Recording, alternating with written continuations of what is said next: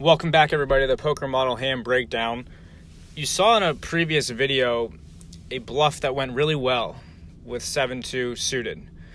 And I only think it would be fair to show the exact same play, but how it can go wrong. And then what to do and how to act and, how to not beat yourself up about it.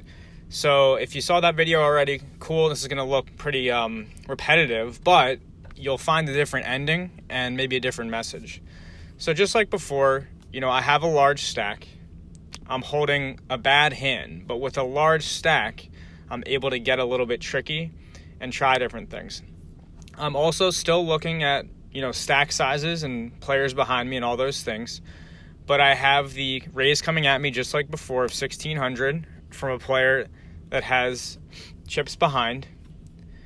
And the action comes to me on the button. And just like before, the stacks to my left are 30 big blinds or higher. I have a large stack.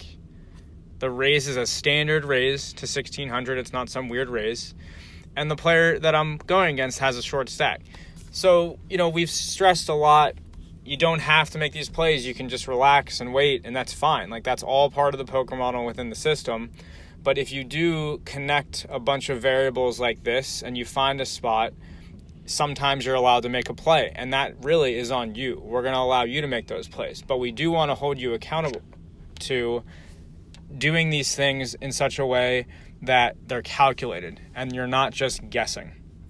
So for all those reasons, and in the video before, I make this raise to 4,000 and I'm trying to get everybody to fold so I win the pot right now. So I have a fold from the small blind, and then I catch a raise from the big blind. So I'm getting that feeling of anxiety like, oh, why did I do this? Or I shouldn't have done this. And then I'm thinking, oh, maybe I should play this hand. But I want to squash all of that. Look, you looked at the right variables, you made your play, something happened behind you, this player makes a hand, most likely, then that's not something that's always going to happen. And the action folds from the original raiser, and it's back on me, and I have to make a fold. So the reason we wanted to take a second and show you this today is because it's not always going to work. But you can only make your poker plays and poker decisions based on the information that you have at the time. So you should actually be smiling and saying, everything was in line. I made this bet. Unfortunately, it didn't work out, but I still have my large stack. And maybe I'll take a few rounds off and not try anything crazy like this again, but we'll move on and we'll keep playing. And one other really important thing to note is that when you make these plays and other people come over the top and you're folding and you tried something else and you folded, players start to think that you might be bluffing. Look at this guy. He's got this large stack. He's 3-betting from the button and folding and doing all these things.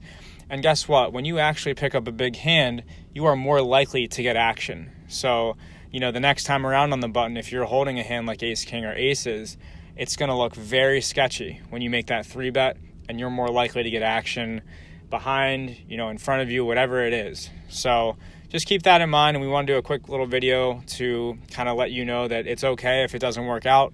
Make sure when you're making your decisions, they are sound and coming from a place of a calculated, decision-making process, not based on feel or whatever's going on.